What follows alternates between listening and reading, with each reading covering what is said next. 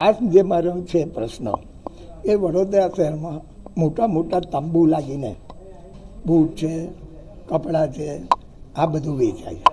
આજે કમિશનર શ્રી સાથે વાત થઈ કે આવી કોઈ પરવાનગી આપો છો, તો આવી કોઈ પરવાનગી આપવામાં નથી આવતી, છતાંય આ મોટા પાયે ધંધો ચાલી રહ્યો છે. આજે તમારે એટલે સુધી કહેવું પડ્યું કે આ જયસ્વાલ જે વર્ષોથી આ દબાણનું કરે છે, પણ દબાણ હટાવે છે ને દબાણ થઈ જાય છે બીજે દાડે. આવા અધિકારીને કાઢવો જોઈએ. મરચા જેવી વસ્તુ હોલસેલમાં જે મરચા 250-300 રૂપિયામાં મળે, એ મરચાનો પાવડર 100 ને 120 રૂપિયામાં બજારમાં વેચાય છે. આ બધા ઉપર ધ્યાન આપો, લોકોના આરોગ્ય સાથે છેડા થાય છે. ધારો કે નવરાત્રિમાં તમે માજલપુરમાં જોયું હશે તો બધે જ આખા ફૂટપાથ ઉપર ચણિયા ચોરીના વેચે છે. કંપનીઓનો માલ કંપનીઓવાળા ઊભું કરે છે.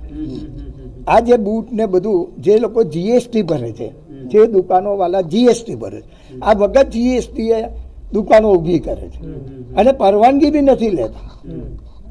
એટલે આ બધું એટલે મેં તો એટલે લગીને કીધું છે, જો આવું ને આવું ચાલવાનું તો અમારે સંકલનમાં આવવાની જરૂર નથી.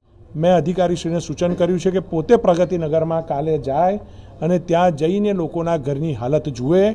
જો ડોળું પણ પાણી આવતું હોય તો ભલે ઉકાળીને લોકો પીસે, પરંતુ આ પરિસ્થિતિમાં લોકો આખું જિંદગી તો ન રહી શકે, એને કોઈ પણ રીતે ત્વરિતે એ પાણીને ચોખ્ખું કરવું જ પડે. ડોળું પાણી પણ ન ચાલે. આપણે TDSની પણ માત્રા સરકારે ફિક્સ કરેલી છે, ત્યારે એમને કાલે જઈને આનું ત્વરિતે નિરાકરણ લાવવા માટેનું સૂચન કરવામાં આવ્યું. ગંજની અંદર પણ કેટલાક કિસ્સાઓ દ્વારા ખોટી રીતે રજા ચિઠ્ઠી મેળવીને અસાધારણો અમલ ન કરીને જે કામ કરવામાં આવ્યું છે એની પણ રજૂઆત કરી અને એ રજા ચિઠ્ઠી પણ રદ કરવાનું અહીંયા સૂચન કરવામાં આવ્યું. જીવનમાં હેલ્થ જ ખૂબ મુખ્ય હોય છે અને એમાં પણ હેલ્થ માટે ખોરાક ખૂબ જરૂરી હોય છે. જો ખોરાકમાં થોડુંક પણ ભેળસેળ આવે અથવા તો કોઈ પણ પાવડર, આપણે જે મરી મસાલા વાપરતા હોઈએ, મરચું વાપરતા હોઈએ, ધાણા જીરું વાપરતા હોય, એમાં પણ જો નાની મોટી ભેળસેળ હોય તો એ જીવન પર મોટી અસર કરતી હોય છે.